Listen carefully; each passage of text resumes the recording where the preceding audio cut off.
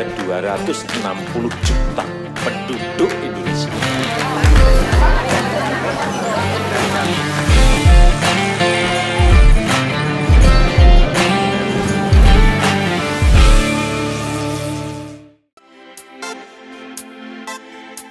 Sebuah festival biasanya diselenggarakan sebagai sebuah perayaan untuk memperingati peristiwa atau kejadian. Dengan adanya keragaman ras, suku, dan budaya yang dimiliki penduduk dunia, tentu membuat ada banyak pula festival yang dirayakan di dunia ini untuk memperingati berbagai hal. Berikut beberapa festival untuk di berbagai negara yang terkenal di dunia. Festival Holi, India. India sebagai salah satu negara yang memiliki banyak festival, namun festival Holi menjadi salah satu yang cukup dikenal oleh masyarakat dunia. Festival yang diadakan untuk menyambut musim semi ini adalah sebuah bentuk syukur dan pengharapan warga India agar panen yang dihasilkan tahun ini subur serta melimpah. Festival ini biasanya juga dikenal dengan nama Festival of Colors. Saling melempar bubuk pewarna dalam perayaan Holi adalah salah satu cara agar semua orang dapat bergembira dan melupakan kebencian terhadap orang lain, serta sebuah bentuk perayaan kemenangan kebaikan melawan kejahatan. Perayaan ini biasanya berlangsung saat musim dingin berakhir atau memasuki awal bulan Maret. Festival La Tomato, Spanyol. Di Spanyol ada sebuah festival yang sering dijadikan tujuan wisata turis mancanegara. La Tomato adalah sebuah festival tahunan yang diadakan di Kota Bunol, Provinsi Valencia. Diadakan setiap tahun pada Rabu terakhir di bulan Agustus, jalanan Kota Bunol akan dipenuhi warna merah. Biasanya, pemerintah kota akan menyediakan tumpukan tomat di beberapa spot tempat berkumpul sebelum akhirnya memberikan aba-aba untuk saling melempar. Perang tomat ini biasanya berlangsung selama 1 jam. Para peserta akan kembali berkumpul untuk berfoto bersama dan saling melumuri badan mereka dengan bekas pecahan tomat. Festival San Fermin, Spanyol. Satu lagi yang terkenal dari Spanyol adalah Festival San Fermin atau Festival Lari Banteng. Meski tergolong berbahaya, namun peminat festival ini makin membludak tiap tahunnya. Digelar di kota Pamplona, Navarra, warga akan berkumpul di jalan sempit sepanjang 850 meter dan berlarian ketika panitia melepas kawanan banteng ke arah mereka. Tim kesehatan dan petugas keamanan pun disiagakan di sepanjang lintasan untuk menolong peserta yang terluka. Di malam hari, banteng-banteng yang dilepas tersebut akan dipotong dan dagingnya disajikan untuk dinikmati bersama-sama. Festival ini ditujukan sebagai penghormatan kepada San Fermin, senator kerajaan Romawi yang diyakini sebagai pelindung Navarra. Rio Carnival, Brazil. Bergeser ke Brazil, negeri samba ini juga memiliki festival yang mendunia, yaitu Rio Carnival. Diadakan di kota Rio de Janeiro, festival ini merupakan salah satu karnaval terbesar di dunia yang dihadiri lebih dari 2 juta pengunjung setiap tahunnya. Dalam acara ini, jalanan di kota akan dipenuhi para penari samba dengan kostum warna-warni serta berbagai kendaraan hias. Festival yang sangat meriah ini biasa diadakan antara akhir Februari dan awal Maret. Rio Carnival dilakukan sebagai tradisi masyarakat Kristiani di Brasil sebelum mulai berpuasa untuk menyambut Paskah. Festival Yipeng, Thailand. Thailand punya festival Yipeng. Langit kota Chiang Mai akan dihiasi oleh ribuan lampion. Selain sebagai bentuk penghormatan ke Buddha, dengan melepaskan lampion ke atas langit, masyarakat Thailand percaya mereka juga akan melepaskan segala penyakit dan kemalangan untuk menjalani tahun yang baru. Dan mereka juga percaya tradisi ini dapat menangkal karma buruk hingga 1 tahun ke depan. Perayaan ini biasanya dilakukan tiap tahun di bulan November.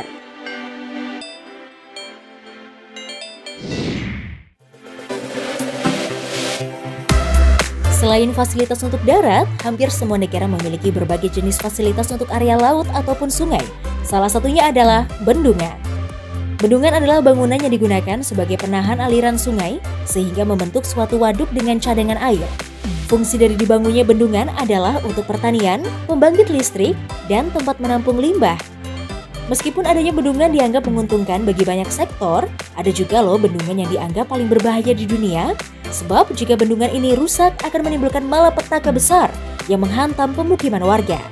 Berikut Novals akan membahas mengenai 2 bendungan paling berbahaya di dunia.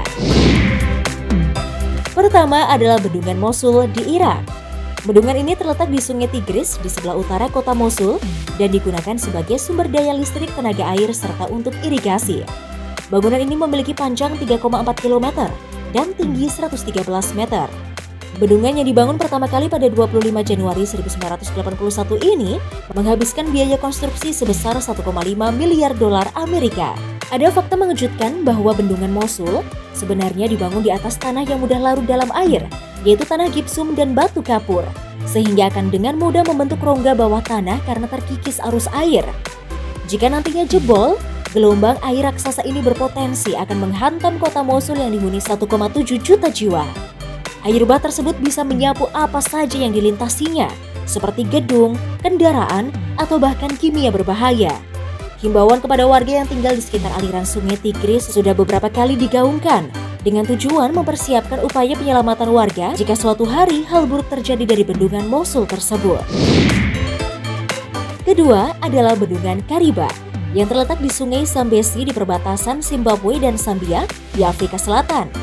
Bendungan ini memiliki panjang 579 meter dan 128 meter yang berbentuk lengkungan membentuk Danau Karibia yang membentang sejauh 280 km dan mampu menampung 185 km kubik air.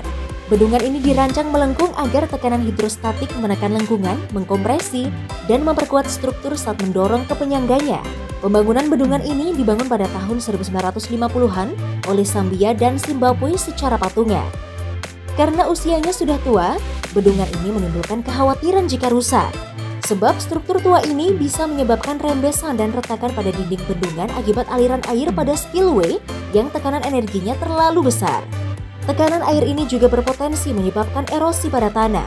Karena itulah jika tidak ada perbaikan, bendungan ini akan jebol dan jadi malapetaka hebat, sebab bisa menyebabkan pemadaman listrik skala besar. Maka dari itu, kedua negara pemilik Bendungan Kariba akhirnya mengumpulkan dan menggalang dana untuk memperbaiki retakan pada bendungan sejak tahun 2016. Proyek rehabilitasi Bendungan Kariba dijadwalkan selesai pada 2025 mendatang. Kita doakan segera selesai ya pemirsa. Itulah informasi mengenai dua bendungan terbesar di dunia yang berpotensi menimbulkan malapetaka hebat jika rusak dan jebol. Semoga pemerintah di negara tersebut mampu mengatasinya dengan cepat dan bijak ya pemirsa. Amin.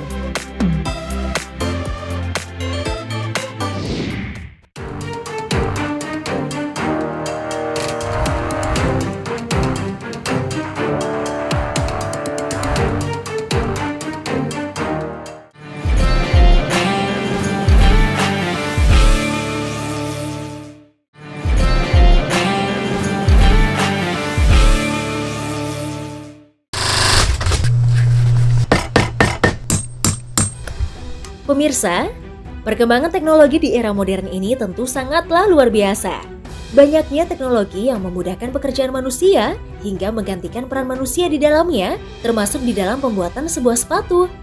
Namun berbeda dengan toko sepatu tertua di Korea yang satu ini, yang tidak mau kehilangan keorisinalannya dengan tetap menggunakan cara tradisional dalam setiap pembuatan sepatu miliknya.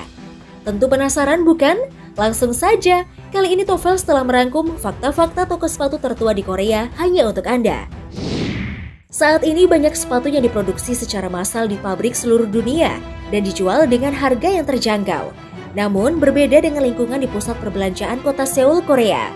Sekelompok pengrajin sepatu di Songlim Handmade Shoes menjaga keaslian dan orisinalitas dari salah satu kerajinan sepatu tertua di kota tersebut. Bahkan, Museum Rakyat Nasional Korea di pusat kota Seoul belum lama memamerkan pameran sepatu Beyond Generations Handmade Shoes, yang berarti bahwa sepatu buatan Songlim Handmade Shoes telah mendapatkan tempat dalam sejarah modern sepatu di wilayah Korea dengan spesialisasi sepatu boot yang biasa digunakan untuk mendaki gunung. Songlim Handmade Shoes sendiri diketahui mulai beroperasi sejak tahun 1936. Para pengrajin sepatu di Songlim sendiri pada awalnya banyak belajar dari para pengrajin sepatu asal Jepang yang merantau ke wilayah Korea. Sepatu hiking pertama yang dibuat menggunakan bahan yang berlebih dari sisa pembuatan sepatu boot tempur milik Jepang. Terlepas dari kesulitan yang dihadapi, pengrajin sepatu Korea yang giat dan paham akan mode dengan cepat belajar dan membuat nama untuk mereka sendiri yang akhirnya menggunakan nama Songlim Handmade Shoes. Seperti yang diketahui, sepatu handmade asal Korea sendiri memiliki harga yang sangat fantastis karena dipercaya dibuat dari bahan material terbaik sehingga sangat kuat dan tahan lama. Nama Songlim Handmade Shoes di Korea sendiri sudah sangat terkenal dan kualitas sepatunya diakui oleh hampir seluruh masyarakat Korea. Tidak tanggung-tanggung, Nama mantan Presiden Korea Kim Yong Sam disebut-sebut pernah menjadi salah satu penggemar dari sepatu buatan Songlim Handmade Shoes. Tidak ketinggalan, salah satu pendaki gunung profesional asal Korea, Hyo Yong-soo, dikabarkan pernah mendaki puncak gunung tertinggi di dunia, Gunung Everest, menggunakan sepatu boot buatan Songlim Handmade Shoes. Prestasi Songlim Handmade Shoes sendiri tidak hanya sampai di situ, karena diketahui Songlim tercatat di dalam sejarah Korea sebagai pemasok sepatu boat ski yang disetujui Kementerian Pertahanan yang dibuat untuk pasukan ski pertama Korea. Nah pemirsa, itulah fakta-fakta toko sepatu tertua di Korea, Songlim Handmade Shoes.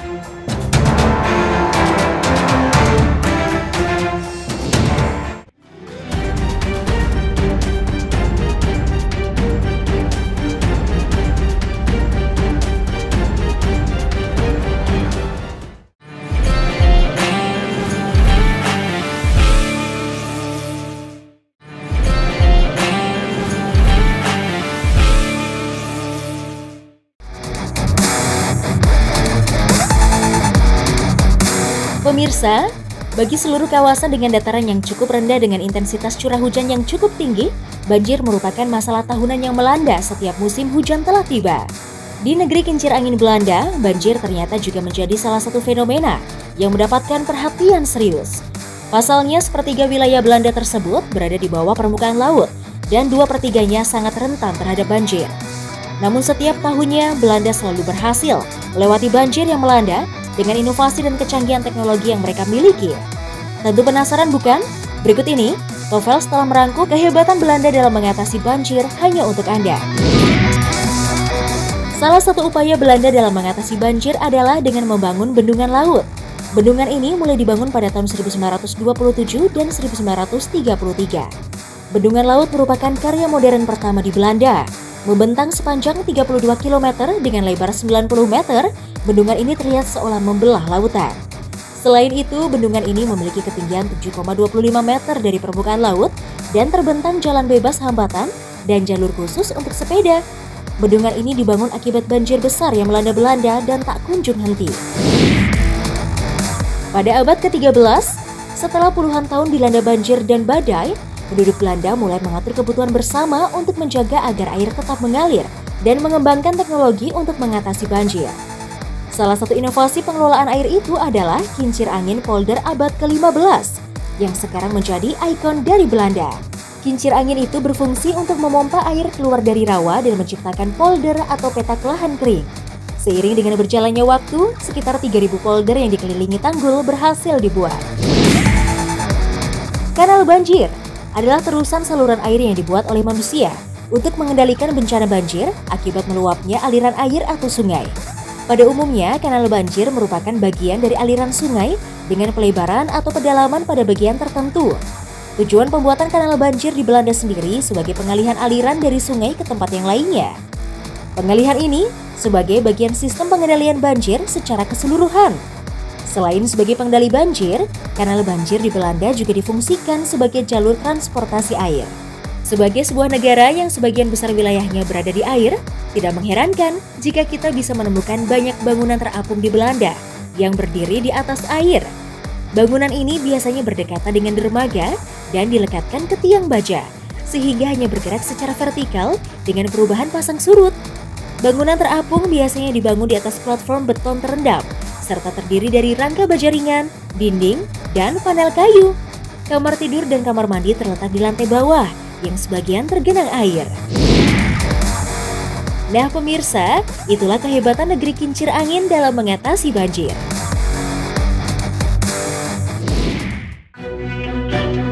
Air menjadi kebutuhan utama manusia dalam menjalani kehidupan.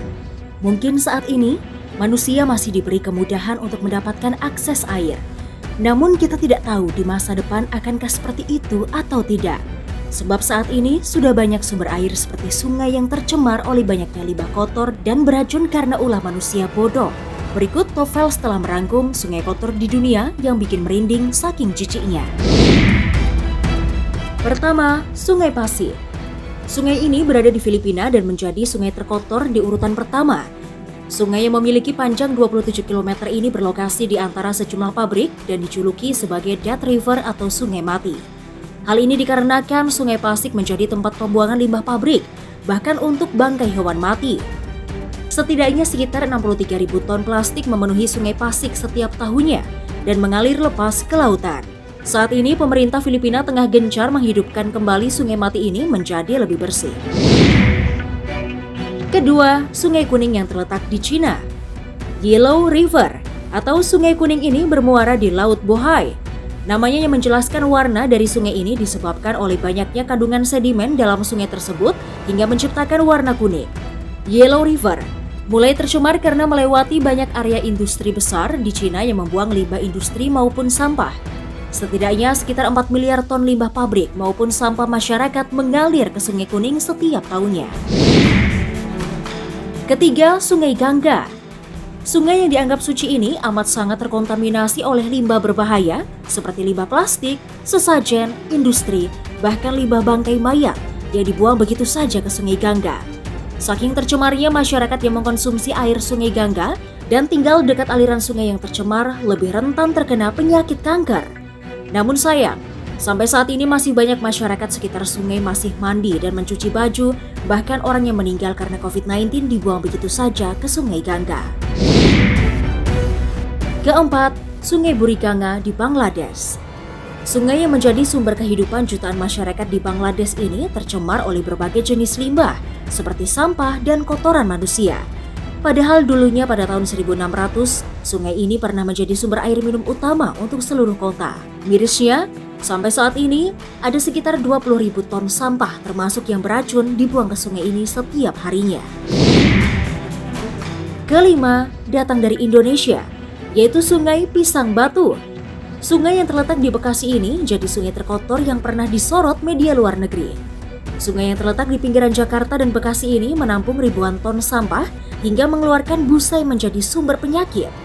Mirisnya, banyak sampah yang telah mengering dan mengeras menutupi aliran Sungai Pisang Batu.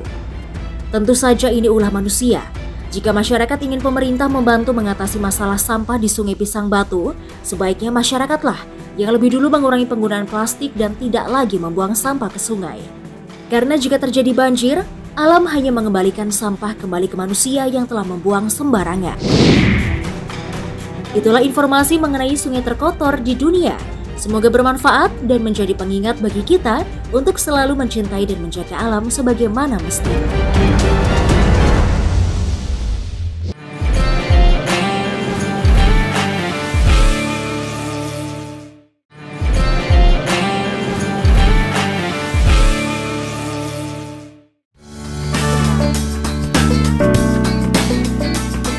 Kamboja kini menjadi salah satu negara di Asia Tenggara yang mulai banyak dilirik wisatawan mancanegara. Negara yang memiliki pertalian kebudayaan dengan Indonesia ini menyimpan banyak tradisi dan fakta unik. Berikut beberapa fakta menarik dari negara berjuluk Tanah Kedamaian dan Kemakmuran ini. Bendera Kamboja menjadi satu-satunya bendera di dunia yang menampilkan sebuah bangunan sebagai lambang. Bangunan tersebut adalah Angkor Wat. Angkor Wat merupakan salah satu bangunan keagamaan terbesar di dunia yang juga menjadi keajaiban dunia di Kamboja. Makna di balik warna dan simbol bendera Kamboja semuanya terinspirasi oleh kepercayaan budaya negara tersebut. Merah konon melambangkan keberanian bangsa Kamboja. Warna tersebut juga mewakili agama yang dominan, yaitu agama Buddha. Sedangkan warna putih mewakili keyakinan tentang kemurnian. Sementara warna biru dikatakan mewakili rasa persaudaraan, kerjasama, dan persatuan di antara orang-orang Kamboja. Angkor Wat menjadi destinasi wisata favorit para turis yang berbondong-bondong datang ke Kamboja. Situs kuno dan bersejarah ini dibangun pada awal abad ke-12 dan merupakan kompleks bangunan keagamaan terbesar di dunia. Memiliki luas lebih dari 500 hektar, Angkor Wat berukuran 50 kali lebih besar dari reruntuhan kuno Machu Picchu yang ada di Peru. Sejarah juga menyebutkan bahwa kompleks candi ini didirikan karena terinspirasi Candi Borobudur dan Prambanan yang ada di Indonesia. Sama dengan beberapa daerah di tanah air, Kamboja juga punya tradisi perayaan pernikahan yang besar dan mewah. Pernikahan tradisional di Kamboja penuh perayaan, bercampur dengan pakaian yang glamor dan pesta yang meriah. Pesta pernikahan yang ada di Kamboja bahkan dapat digelar tanpa henti dan berlangsung hingga 3 hari 3 malam. Tidak banyak orang di Kamboja yang merayakan ulang tahun mereka. Faktanya, Banyak orang Kamboja tidak mengingat tanggal lahirnya secara pasti. Mereka hanya mengetahui musimnya saja. Orang-orang Kamboja percaya bahwa mereka menua 1 tahun tiap tahun baru Kamboja yang mereka rayakan di pertengahan bulan April. Terlebih lagi, secara tradisional, bayi yang baru lahir di Kamboja langsung memiliki umur 1 tahun. Di Kamboja, kamu akan menemui pasar-pasar yang menyajikan kuliner ekstrim dan tak biasa. Makanan seperti reptil hingga serangga dijual bebas untuk dikonsumsi. Awalnya mereka mengkonsumsi makanan seperti ini untuk bertahan hidup saat masa peperangan. Tetapi justru makanan yang terbilang ekstrim tersebut masih eksis, bahkan menjadi salah satu makanan favorit warga setempat.